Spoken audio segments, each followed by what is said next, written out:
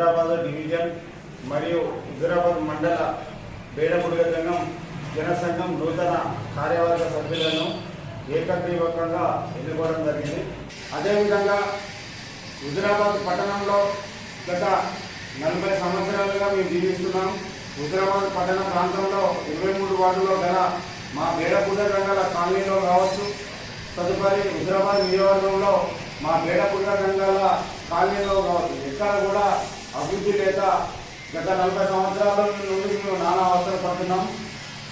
ఇదే విషయం గత ప్రభుత్వాల దృష్టికి, ఇప్పుడున్న ప్రభుత్వాల దృష్టికి పదే 10 సార్లు తీసుకోవడం జరుగుతుంది. అయినా మా పైన ఎవరు కనికరించక నానా ఇబ్బందులకు గురవుతున్నాం.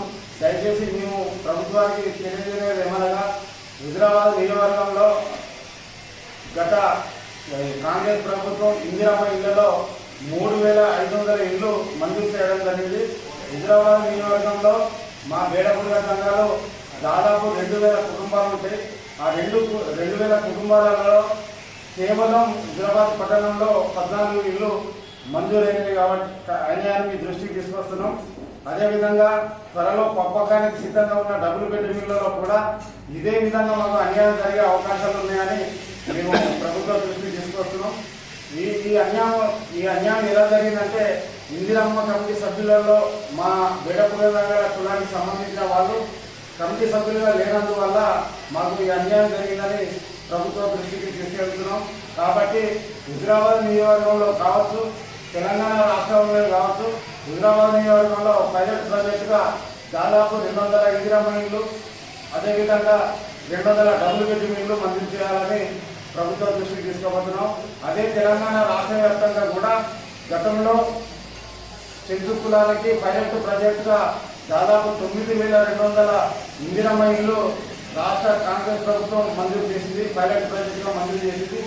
అది వారికి అయితే ఏ రూపకంగా మంజూరు చేశారో మాకు కూడా అదేవిధంగా రాష్ట్ర వ్యాప్తంగా 10,000 ఇందిరమ్మ ఇళ్ళు పైలట్ ప్రాజెక్టుగా మరియు 10,000 డబుల్ బెడ్రూమ్ ఇళ్ళు పైలట్ ప్రాజెక్టుగా మంజూరు చేయాలని ప్రభుత్వాన్ని కోరుతున్నాం.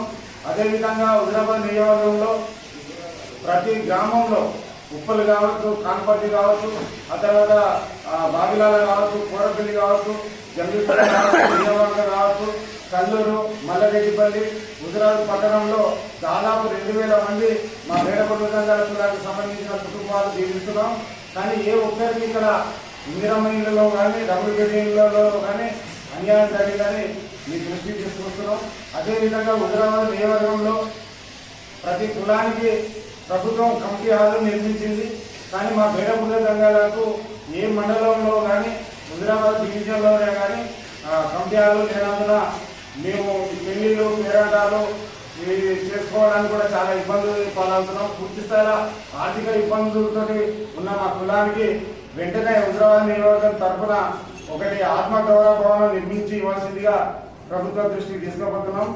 అదేవిధంగా మా బేడపుడ రంగాల ఆచారం ప్రకారం మా కులంలో ఎవరైనా చనిపోతే మా ఆచారం ప్రకారం బొందలు పెట్టుకుంటాం. కాబట్టి ప్రతి ఎక్కడైతే మా కులానికి సంబంధించిన వారు ఉంటారో ఆ ప్రాంతంలో ఒక శ్మశాన వాటిక ఏర్పాటు ఇవ్వాల్సిందిగా ప్రభుత్వాన్ని కోరుతున్నాం.